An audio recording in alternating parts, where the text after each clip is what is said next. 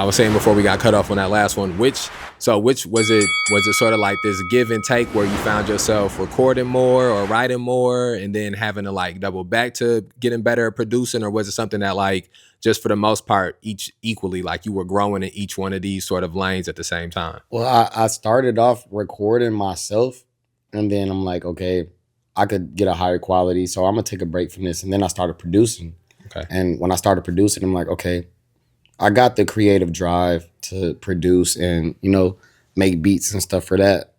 But I came out here and I was producing for other people, and it really showed me my potential as a producer. Okay. But when it comes to separating producing, engineering, recording, all of that, you gotta make sure you take a break from something.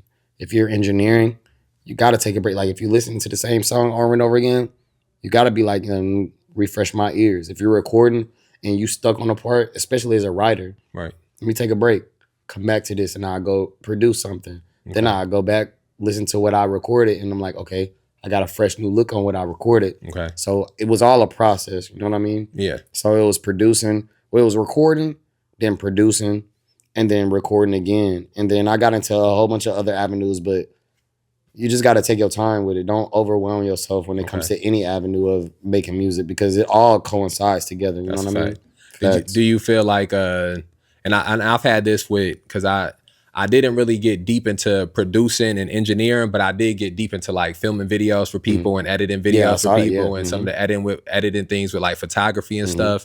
And one of the things that I've experienced regularly is when you do take that step back, or when you do maybe like take a little bit of time, like it was times where I would take a break from filming, or I would take a break from editing, and I'll focus more on recording music. And I would find that when I went back to filming or went back to editing, I had grown some in sort of like that absence. Exactly. That absence helps you grow a little bit, because you, in between that time, like I've learned a lot of things in between the time when I stopped doing certain things.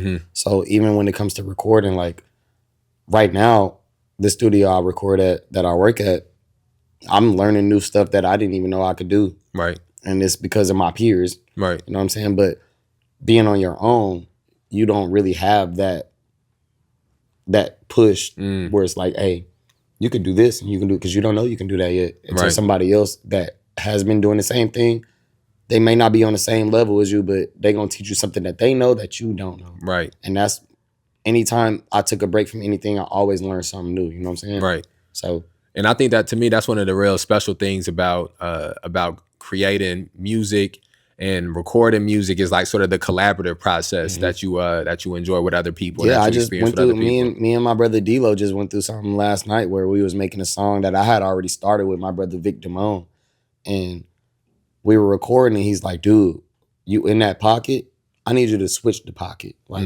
do something different. And it showed me something different. And I had to tell him like, yo, thank you for getting me out of my what I'm used to. You know what I'm saying? So I'm still learning, but it's a lot of stuff that I know already, but it just feels good to be able to collaborate with people that have the same mindset. You know what I'm saying? And so, and keep